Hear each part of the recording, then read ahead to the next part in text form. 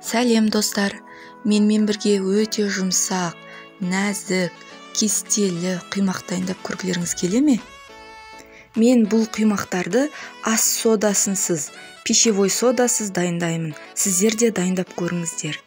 Ол үшін бізге жұмыртқа, қант, тұз, ұн, сүт, қайнаған ыстық су және өсімдік майы керек.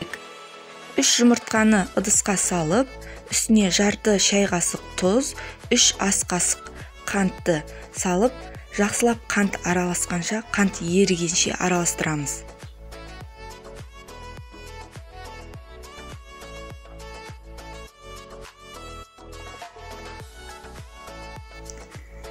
Міне жұмыртқа мен қант араласқан массаның үстіне енді 200 грамм ұнды 3-4 бөлікке бөліп саламыз.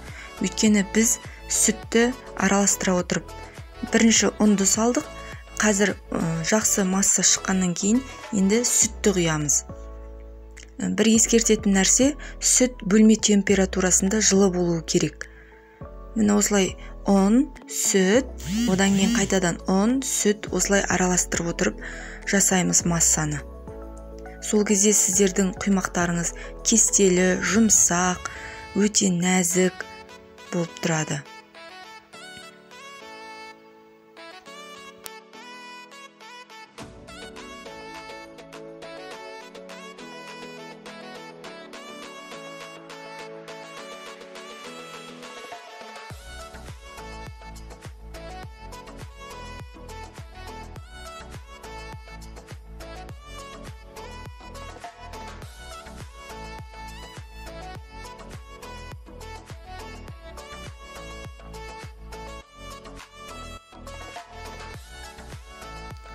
Ұн мен сүтті осылай массаға барлығын салып болғаннан кейін жақсылап араластырамыз. Өйткені түйіршіктер қалмауы керек.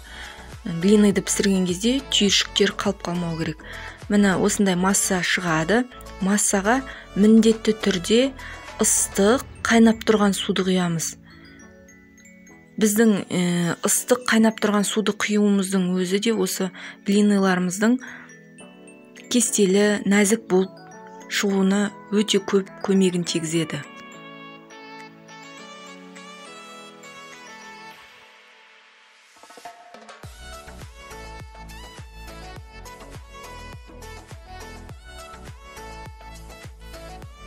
Блинный массасының дайын болуының ең соңғы қадамдары, біз осы массамызға 3 ас қасық сұйық майды құямыз, яғни өсімдік майын құямыз. Бұны міндетті түрде ең соңынан құямыз. Майды құйғаннан кейін де массамызды өте жақсы жылдамдықпен қатты араластырамыз. Өйткені маймен біздің массамыз бірыңғай біркелкі массаға келуі керек.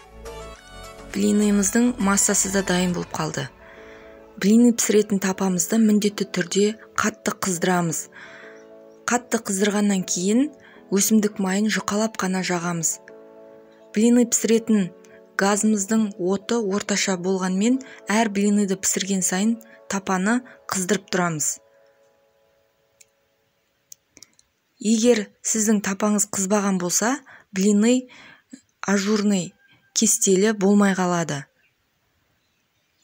Міне осылай екі жағын кезектестіріп пісіріп аламыз. Мен жасаған массадан 30 блины шықты. Сіздердің тапаларыңыздың көлеміне қарай, сіздерде де осындай міне жұмсақ, әдемі, нәзік, дәмді блинылар пісетін болады. Сіздер де үйде міндетті түрде жасап көріңіздер, кеңес беремін, менімен бірге жасап көріңіздер.